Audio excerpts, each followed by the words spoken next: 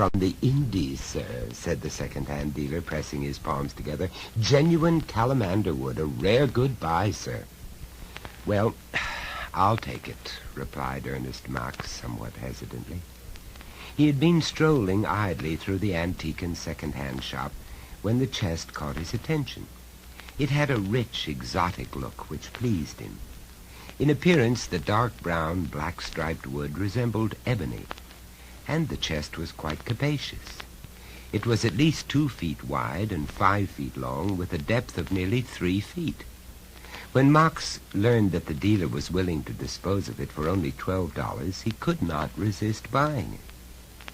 What made him hesitate a little was the dealer's initial low price and quite obvious pleasure upon completing the transaction.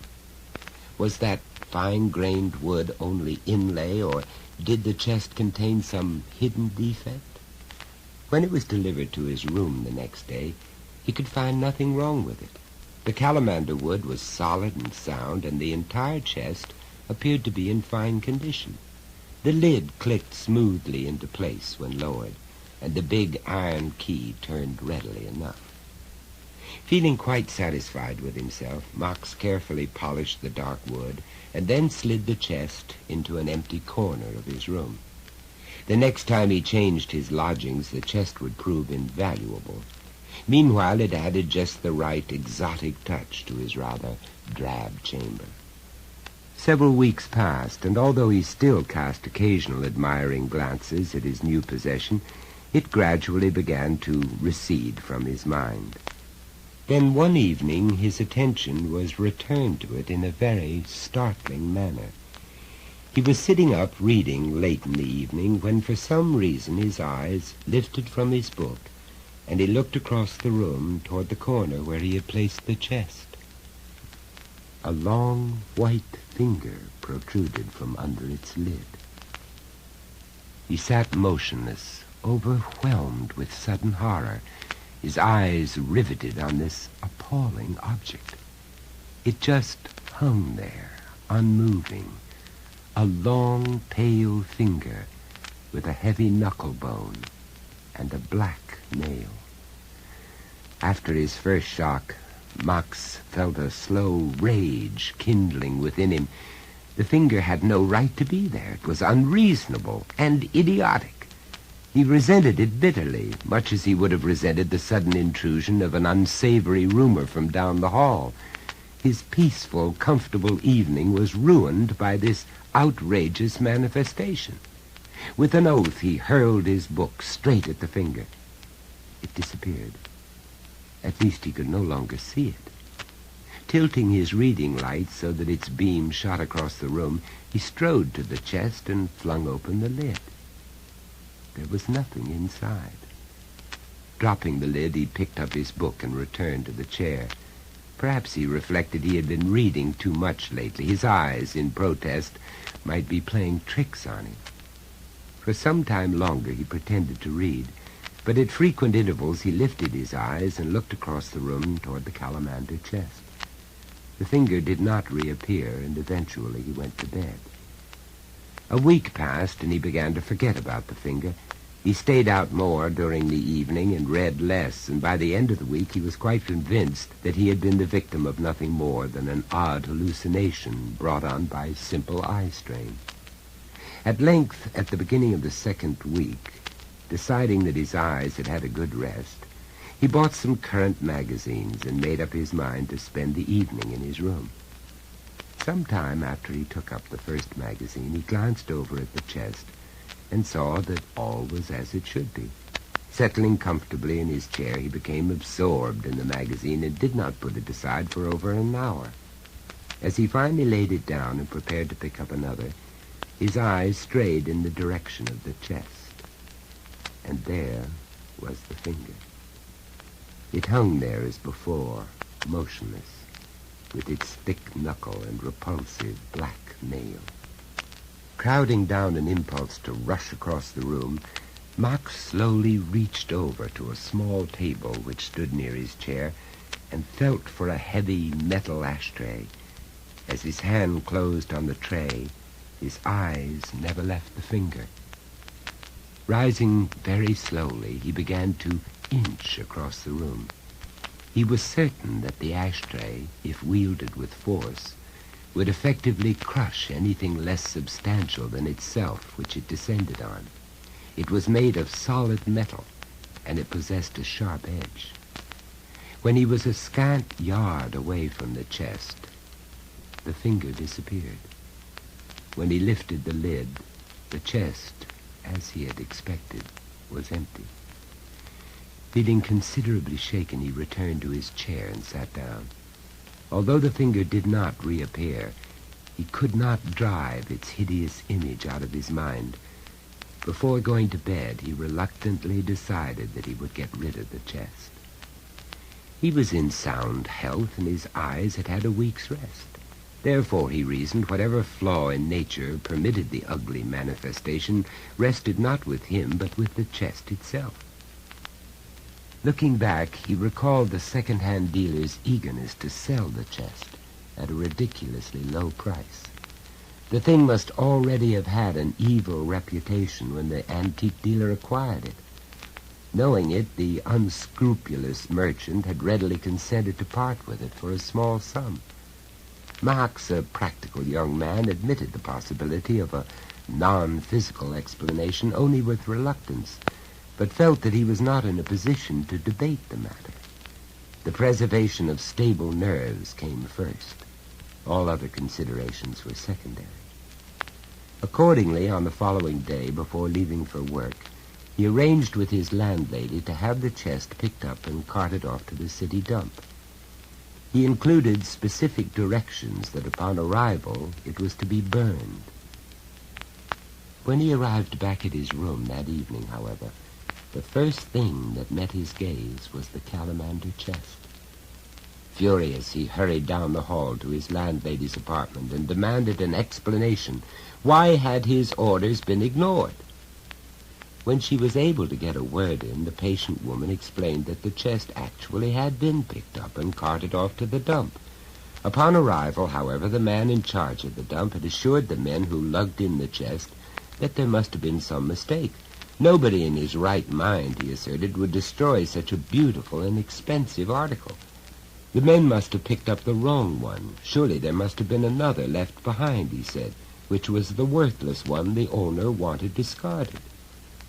The two men who had taken the chest to the dump, not feeling secure in their own minds about the matter, and not wishing to make a costly mistake, had returned the chest later in the day. Completely nonplussed by this information, Max muttered an apology to the landlady and went back to his room, where he plopped into a chair and sat staring at the chest. He would, he finally decided, give it one more chance. If nothing further happened, he would keep it. Otherwise, he would take immediate and drastic measures to get rid of it once and for all. Although he had planned to attend a concert that evening, it began to rain shortly after 6 o'clock, and he resigned himself to an evening in his room. Before starting to read, he locked the chest with the iron key and put the key in his pocket. It was absurd that he had not thought of doing so before. This would, he felt, be the decisive test. While he read, he maintained a keen watch on the chest, but nothing happened until well after 11, when he put aside his book for the evening. As he closed the book and started to rise, he looked at the chest, and there was the finger. In appearance, it was unchanged. Instead of hanging slack and motionless, however, it now seemed to be imbued with faint life. It quivered slightly, and it appeared to be making weak attempts to scratch the side of the chest with its long black nail.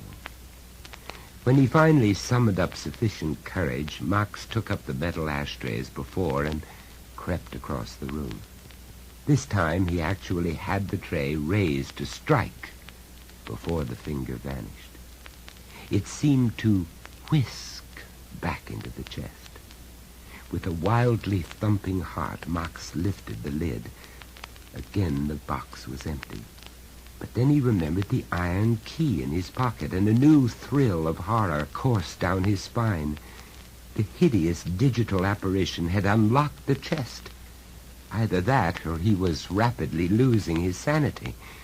Completely unnerved, he locked the chest for a second time and then sat in a chair and watched it until 2 o'clock in the morning. At length, exhausted and deeply shaken, he sought his bed. Before putting out the light, he ascertained that the chest was still locked. As soon as he fell asleep, he experienced a hideous nightmare. He dreamed that a persistent scratching sound woke him up, that he arose, lit a candle, and looked at the chest. The protruding finger showed just under the lid, and this time it was galvanized with an excess of life. It twisted and turned, drummed with its thick knuckles, scratched frantically with its flat black nail.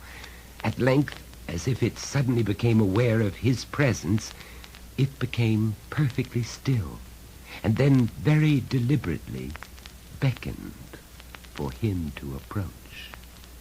Flooded with horror, he nevertheless found himself unable to disobey. Setting down the candle, he slowly crossed the room like an automaton. The monstrous beckoning finger drew him on like some infernal magnet which attracted human flesh instead of metal. As he reached the chest, the finger darted inside, and the lid immediately lifted. Overwhelmed with terror, and yet utterly unable to stop himself, he stepped into the chest, sat down, drew his knees up to his chin, and turned onto his side. A second later, the lid slammed shut, and he heard the iron key turn in the lock. At this point in the nightmare, he awoke with a ringing scream. He sat up in bed and felt the sweat of fear running down his face. In spite of the nightmare, or because of it, he dared not get up and switch on the light. Instead, he burrowed under the bedclothes and lay wide awake until morning. After he had regained some measure of self-composure, he went out for black coffee and then, instead of reporting to his job, rode across town to the modest home of a truck driver and mover whom he had hired at various times in the past. After some quite detailed and specific plans had been agreed upon, he paid the mover $10 and departed with a promise to pay him an equal amount when the job was done. After lunch, considerably relieved, he went to work. He entered his room that evening with a confident air, but as soon as he looked around, his heart sank. Contrary to instructions, the mover had not picked up the chest. It remained in the corner, just where it had been. This time, Max was more depressed than angry. He sought out a telephone and called up the mover. The man was profusely apologetic. His truck had broken down, he explained, just as he was starting out to pick up the chest.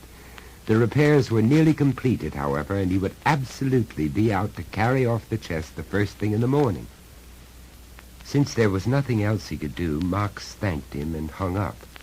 Finding himself unusually reluctant to return to his room, he ate a leisurely dinner at a nearby restaurant and later attended a movie. After the movie, he stopped and had a hot chocolate. It was nearly midnight before he got back to his room. In spite of his nightmare of the previous evening, he found himself looking forward to bed. He had lost almost an entire night's sleep, and he was beginning to feel the strain. After assuring himself that the Calamander chest was securely locked, he slipped the iron key under his pillow and got into bed. In spite of his uneasiness, he soon fell asleep. Some hours later, he awoke suddenly and sat up. His heart was pounding. For a moment, he was not aware of what had awakened him. Then he heard it. A furious scratching, tapping, thumping sound came from one corner of the room. Trembling violently, he got out of bed, crossed the room, and pressed the button on his reading lamp. Nothing happened. Either the electricity was shut off, or the light bulb had burned out. He pulled open a drawer of the lampstand and frantically searched for a candle. By the time he found one and applied a match to its wick, the scratching sound had redoubled in intensity. The entire room seemed filled with it. Shuddering, he lifted the candle and started across the room toward the Calamander chest. As the wavering light of the candle flickered into the far corner, he saw the finger. It protruded far out of the chest, and it was writhing with furious life. It thrummed and twisted, dug at the chest with its horrible black nail, tapped and turned in an absolute frenzy of movement. Suddenly, as he advanced, it became absolutely still. It hung down limp. Engulfed with terror, Mox was convinced that it had become aware of his approach and was now watching him. When he was halfway across the room, the finger slowly lifted and deliberately beckoned to him. With a rush of renewed horror, Mox remembered the ghastly events of his dream. Yet, as in the nightmare, he found himself utterly unable to disobey that diabolical summons. He went on like a man in a trance. Early the next morning, the mover and his assistant were led into Mox's room by the landlady. Mox had apparently already left for work, but there was no need of his presence, since he had already given the mover detailed instructions in regard to the disposal of the chest. The chest, locked but without a key, stood in one corner of the room. The melted wax remains of a candle, burned to the end of its wick, lay nearby. The landlady shook her head. "A good way to burn the house down," she complained. "I'll have to speak to Mr. Mox. Not like him to be so careless." The movers, burdened with the chest, paid no attention to her. The assistant growled as they started down the stairs. "Must be lined with lead. Never knew a chest so heavy before." "Heavy wood," his companion commented shortly, not wishing to waste his breath. "Wonder why he's dumping such a good chest?" the assistant asked later as the truck approached an abandoned quarry near the edge of town. The chief mover glanced at him slyly. "I guess I know," he said. "He bought it of Jason Kinkle, and Kinkle never told him the story on it. But he found out later, I figure, and that's why he's ditching it." The assistant's interest picked up. "What's the story?" he asked. They drove into the quarry grounds and got out of the truck. "Kinkle bought it dirt cheap at an auction," the mover explained as they lifted out the chest. "Auction of old Henry Stubberton's furniture." The assistant's eyes widened as they started up a steep slope with the chest. "You mean the Stubberton they found murdered in a chest?" the mover finished for him. "This chest." Neither spoke again until they set down the chest at the edge of a steep quarry shaft. Glancing down at the deep water which filled the bottom of the shaft, the mover wiped the sweat from his face. "A pretty sight, they say he was, all doubled up and turning black. Seems he wasn't dead when they shut him in, though. They say he must have tried to claw his way out. When they opened the chest, they found one of his fingers jammed up under the lid near the lock. Tried to pick the lock with his fingernail, it looked like." The assistant shuddered. "Let's be rid of it, then. It's bad luck, sure." The mover nodded. "Take hold and shove." They strained together, and in another second the Calamander chest slipped over the edge of the quarry and hurtled toward the pool of black water far below. There was one terrific splash, and then it sank from sight like a stone. "That's good riddance, and another tenner for me," the mover commented. Oddly enough, however, he never collected the tenner, for after that day Mr. Ernest Mox dropped completely out of sight. He was never seen or heard of again. The disgruntled mover, never on the best of terms with the police, shrugged off the loss of the tenner and neglected to report the disposal of the chest. And since the landlady had never learned the mover's name, nor where he intended taking the chest, her sparse information was no help in the search. The police concluded that Mox had got into some scrape, changed his name, and effected a permanent change of locale.